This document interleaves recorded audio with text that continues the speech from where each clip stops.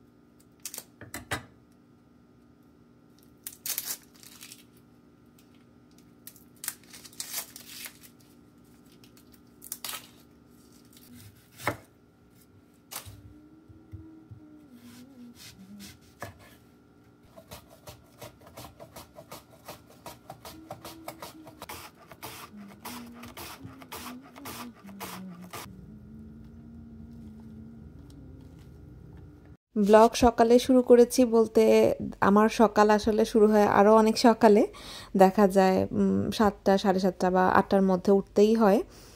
তো অ্যামেলিয়ার স্কুলে ওর বাবা বের হয়ে যায় অ্যামেলিয়াকে নিয়ে 9:45 থেকে 9টার মধ্যে। তো ওদেরকে খাওয়া দাওয়া করিয়ে ব্রেকফাস্টের টাইমটা এত রাশ থাকে, আমি চাইলেও তখন ব্লগ সেভাবে ওপেন করা মানে হয়ে ওঠে না, বা ইচ্ছাও করে না ঘুম থেকে উঠে সাথে সাথে। বাট সামটাইমস যদি উঠে দেখি খুব সুন্দর রোদ, ঝলমলে রোদ, তখন আবার আমার মানে ব্লগের ইচ্ছা বেড়ে যায়। আমার আসলে ওয়েদারের সাথে ব্লগ করার মুডের অনেকটাই ডিপেন্ড করে। যেমন এই যে সকালবেলা উঠে সুন্দর একটা রোদ দেখতে পেয়েছি, তাও একদম সকালে উঠে না, উঠে দেখেছিলাম মেঘলা।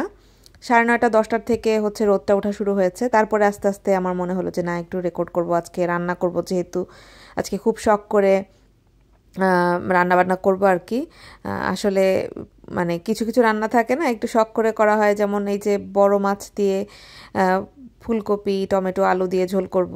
মাছ ভুনা বা মাংস এগুলো তো আসলে রেগুলারই, বাট এই ধরনের একটু বাঙালি খাবার দাবার যেগুলো আমরা সিজনাল খেয়ে থাকি, ওগুলো আসলে রান্না করার একটা প্রস্তুতি যখন থাকে তখন কিন্তু মানে ভালোই লাগে। তো আমি এই যে এই পাশে একটা পুরো ফুলকপি যেটা ছিল সেটা পুরোটাই নিয়ে নিয়েছি। আজকে একটু বেশি করে রান্না করব, যাতে আজকে কালকে আমরা 2 দিন খেতে পারি। তো এই তো জাস্ট কাটাকাটিটা করেছি, এর মধ্যেই সে উঠে গিয়েছে অলরেডি। উঠে গেছে।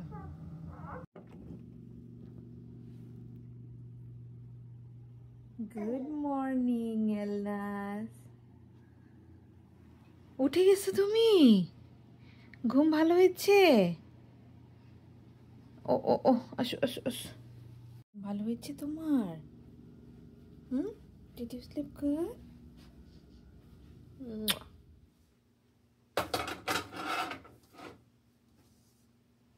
কিছু করার নেই, ওকে নিয়েই এখন রান্না বান্নাটা করতে হবে, যেহেতু সব কেটে ফেলেছি। আর রান্না করার একটা মুড চলে আসলে হয় কি যে মানে ব্রেক হয়ে গেলে পরে আর ভালো লাগে না। তো ভাবলাম এখনই রান্নাটা করে ফেলি। ঘুম থেকে উঠেছে, একটু কোলে নিয়ে মাছটা ভাজাটা করে ওকে বসিয়ে একটু মানে এই করে তোর আর কি রান্না বান্না করা, একটু খেলনা দিয়েছি, একটু কোলে নিয়েছি। রান্নাটা এখন কোনোভাবে শেষ করতে পারলেই শান্তি।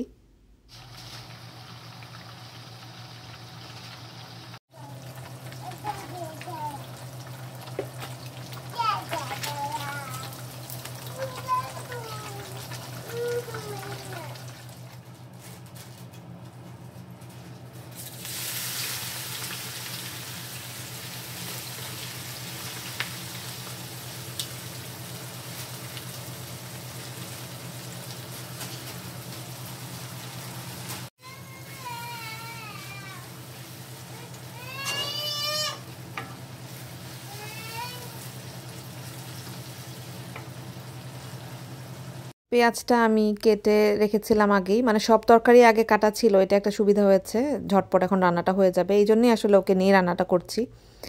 আর বেশিরভাগ সময় এরকমই হয়, ওকে নিয়ে আমার বেশিরভাগ রান্না করতে হয়, জন্য আমার রান্না বান্না এখন একটু শর্টকাট, লাইক একটার বেশি আইটেম করা যায় না। তো যাই হোক, আমি পেঁয়াজটাকে তেলের মধ্যে হালকা করে ভেজে সফট হওয়ার জন্য লবণও দিয়ে দিয়েছিলাম। এবার আদা রসুনের পেস্ট দিয়ে দিচ্ছি। এবার আমার অনেক দিন পরে আদা রসুন বাটাটা কেনা পড়েছে, আমি নর্মালি বাসাই করি, বাট এবার একদম যেটা বললাম, মানে এখন আর সেরকম করে প্ল্যান করে যে একটা রুটিন ওয়াইজ কাজ করব ওরকমটা হয় না। আর মানে ওরকম করে উইকলি বেসিসে যে শনিবারটা শুধুমাত্র ঘরের কাজের জন্য রাখবো, রবিবারটা ঘরের কাজের জন্য রাখবো, বাজারের জন্য রাখবো, এরকম আসলে আমাদের বাসায় হয় না। এক এক ফ্যামিলি এক এক রকম। আমাদের দেখা যায় যে উইকেন্ড আসলে কোথাও না কোথাও ঘুরতে যাওয়া হোক বা যেটাই হোক, সাডেন একটা প্ল্যান চলে আসে, এই জন্য আসলে আমার কোনো কিছু মানে উইকেন্ডের জন্য ফেলে রাখাটা আমার বাসায় আর কি হয়ে ওঠে না। তো আমি চেষ্টা করি উইকের কাজটা উইকলি শেষ করে ফেলতে, যেহেতু বাজার কাছে আছে।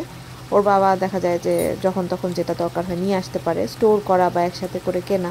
কস্কোর বাজারটা একটু আলাদা করে কিনতে হয় যদি কেনা লাগে, এছাড়া সবই আমরা যখন কাটা তখন কেনাই পড়ে। তো যাই হোক, এই পাশে আমি পেঁয়াজটাকে সুন্দর করে যখন আদা রসুন দিয়ে একটু ভেজে নিয়েছিলাম, যখন আদা রসুনের স্মেলটা চলে গেছে, তারপর আমি গুঁড়া মশলা দিয়ে দিয়েছি। হলুদের গুঁড়ো, মরিচের গুঁড়ো, ধনে জিরে গুঁড়ো 1 চামচ করে দিয়েছি। আজকে আমি রান্নাটা করব মৃগেল মাছ দিয়ে, বড় একটা মৃগেল মাছ আনা হয়েছিল, তো ওইটারই বেশ কয়েকটা পিস আমি একসাথে রান্না করব, যেটা বললাম যে আজকে কালকে 2 দিন খাবো। তো মশলাটা দিয়ে আমি কিছু সময় ঢেকে রেখেছিলাম, এতে করে সুন্দর করে মশলাটা কষে তেলটা উপরে ভেসে উঠেছে। আর মশলা আসলে কষানোর উপরেই রান্নাটা মজা নির্ভর করে, আমরা সবাই জানি। বাট অনেক সময় হয় কি, সময়ের জন্য আমরা মানে সেভাবে করে টাইম নিয়ে কষাতে পারি না। তো আমি যেটা করি, চুলার আঁচটা একদম কমিয়ে ঢাকনা দিয়ে ওকে নিয়ে অন্যদিকে হয়তো বা চলে যায়, 5-6 মিনিট তখন কেটে যায়। আর তাড়াহুড়ো থাকলে আসলে সবসময় যে একদম মজা করে কষিয়ে রান্না করি এরকম না। সামটাইমস এমন হয় যে রান্না করতে হবে, করছি, খাওয়া দরকার, যেমন তেমন করে একটা রান্না করে ফেললেই হবে, এরকম করি আর কি। তো যাই হোক, এখন আমি আলু আর ফুলকপিটা দিয়ে দিয়েছি। আমি এটাতে একটু করে মিষ্টি কুমড়াও অ্যাড করব, সেটা হচ্ছে মশলা কষানোর মানে সবজিটা এটা কষানোর পরে অ্যাড করে দিব। মিষ্টি কুমড়াটা আমি দেই হচ্ছে অ্যামেলিয়া আর এলনাজের জন্য, ওরা মানে আমি যখন সবজি দিয়ে তরকারি রান্না করি ওদের জন্য একটু করে মিষ্টি কুমড়া বা মিষ্টি আলু দেই। নর্মাল যে আলুটা ওইটার বদলে ভাতের সাথে দেখা যায় যে মাছ আর মিষ্টি কুমড়ার সাথে বা মিষ্টি আলুর সাথে একটা করে সবজি মাখিয়ে 2 বোনকে একসাথে খাইয়ে দিই। আপনারা অনেকেই জিজ্ঞেস করেন এলনাসকে আমি কি খাওয়াই, রুটিন শেয়ার করার জন্য।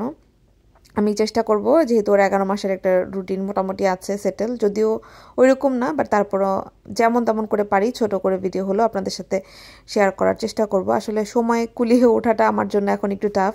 আমি একটু চিন্তা ভাবনা করে ভিডিও করতে পছন্দ করি, মানে একটু সময় নিয়ে সুন্দর করে এডিট করা।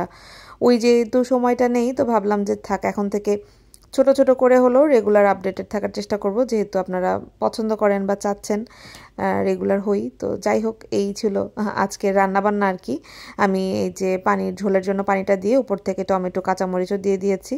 এবার আর কি ঝোল শুকানোর পরে যতটুকু ঝোল চাই, এরপরে উপর থেকে ধনেপাতা মাস্ট, এসব বাঙালি রান্নাতে ধনেপাতা ছাড়া আসলে কোনো মজাই লাগে না। তো উপর থেকে ধনেপাতাটা দিয়ে চুলাটা আমি বন্ধ করে ঢাকা দিয়ে রাখবো। আর এই রান্না হতে হতেই মোটামুটি বিকালের কাছাকাছি সময়, মানে দুপুরে রান্না করেছি, তারপরে এই তো অ্যামেলিয়া ওর বাবা চলে এসেছিলো একটু আর্লি, আমরা খাওয়া দাওয়া করলাম।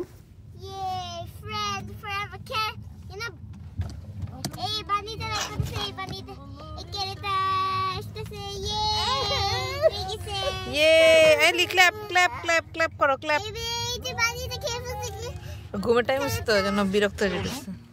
আমরা রাতের বেলা একটু বের হয়েছিলাম, এখানে একটা শপ আছে যে চাওয়ালা, এখানে হচ্ছে মাটির কাপে চা সার্ভ করে, তো এটা শুনেছিলাম, খাওয়া আর হয়নি, তো ভাবলাম যে আজকে একটু বাইরে যাই, খাওয়া দাওয়া হবে। তো এই এরিয়াটা মোটামুটি ইন্ডিয়ান গ্রোসারি, তারপরে দোকান আরও সব কিছুই ছিল। এটা ফ্রিমন্টে পড়েছে। এক্স্যাক্ট লোকেশন যদি বলি, আমরা হচ্ছে চাঁদনি চক মানে নাম দিয়ে restaurant, Chandni Chowk restaurant search দিয়ে তারপরে হচ্ছে এসেছিলাম। তো এসে দেখি যে এখানে দোকানও ছিল, ফ্রেশ সবজি পাওয়া যাচ্ছিল, তো তারপরে হচ্ছে ফ্রেশ সবজি নিলাম।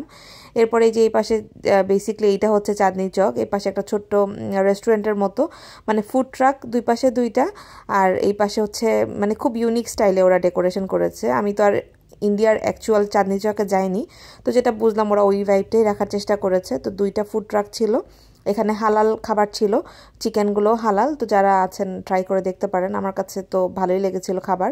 তো যেটা মানে ভালো লেগেছে যে আগুনের এরকম, যেহেতু বাইরে ঠান্ডা, আগুনের এরকম দুপাশে ব্যবস্থা ছিল আর চারদিকে এরকম ড্রামের উপরে খাবার সার্ভের ব্যবস্থা, মানে এক একজন আপনি টেবিল না ড্রাম হচ্ছে সাথে নিয়ে বুক করবেন আর কি। তো আমরা হচ্ছে চিকেন 65 নিয়েছিলাম, নুডলস নিয়েছিলাম, মোমোজ নিয়েছিলাম। খাবারগুলো ভালোই ছিল। আর শেষে ছিল এই যে চা। যেহেতু এখানে মাটির কাপে পেয়েছি তাই চাওয়ালাতে আর যাইনি, আমরা এখানেই খাওয়া দাওয়াটা শেষ করেছি। ভিডিওটা আজকে এখানেই শেষ করছি। সবাই ভালো থাকবেন, আমাদের জন্য দোয়া করবেন। ইনশাল্লাহ দেখা হবে নেক্সট ভিডিওতে। আল্লাহ হাফেজ।